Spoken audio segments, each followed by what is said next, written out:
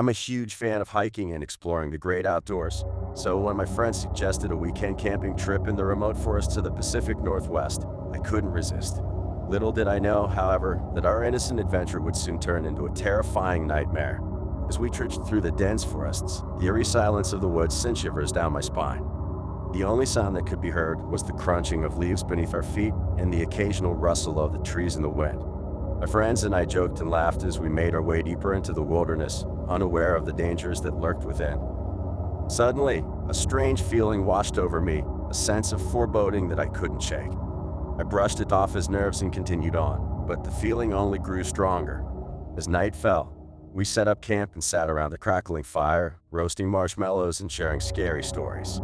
Little did we know that the real horror was just beginning. As we settled down for the night in our tents, a strange sound echoed through the darkness. It was a low, guttural growl that sent chills down my spine. I tried to convince myself it was just a bear or a wolf, but deep down, I knew it was something much more sinister. I lay awake in my sleeping bag, my heart pounding in my chest as the growls grew louder and closer.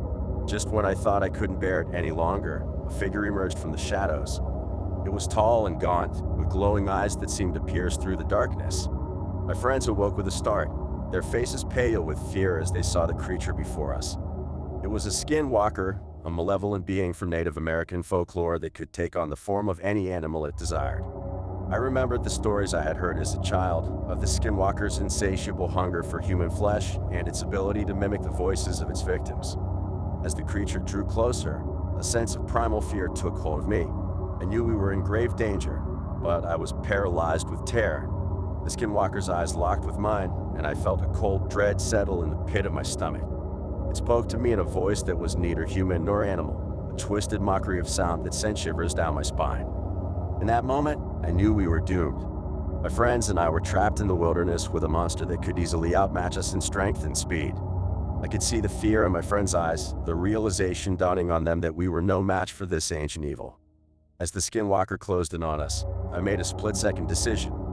I knew that our only chance at survival was to fight back, to stand our ground against the creature that sought to consume us. With a rallying cry, I grabbed a branch from the fire and brandished it like a weapon, my friends following suit. The Skinwalker hesitated, its glowing eyes flickering with uncertainty. For a moment, I dared to hope that we might have a chance at defeating this supernatural foe. But then, with a blood-curdling howl, the creature lunged at us, its claws outstretched and its maw dripping with saliva. What happened next was a blur of chaos and terror. We fought with all our might, our adrenaline-fueled desperation giving us a strength we never knew we had. But the Skinwalker was relentless, its sheer power overwhelming us at every turn. I could feel the creature's hot breath on my neck, its claws ripping through my flesh as I struggled to push it back. The sounds of my friends' screams echoed in my ears, a symphony of horror that drove me to fight even harder. But despite our efforts, the Skinwalker was too strong, too fast, too cunning. And then, in a final, desperate act of defiance, I plunged the makeshift weapon into the creature's heart. For a moment, everything was still as the Skinwalker stared at me with eyes that mirrored my own fear and desperation. And then, with a deafening screech, it collapsed to the forest floor, its form melting away into the shadows. My friends and I stood there, panting and covered in blood, our bodies trembling with exhaustion and relief. The harrowing ordeal was finally over, but the memory of the Skinwalker would haunt us for the rest of our days.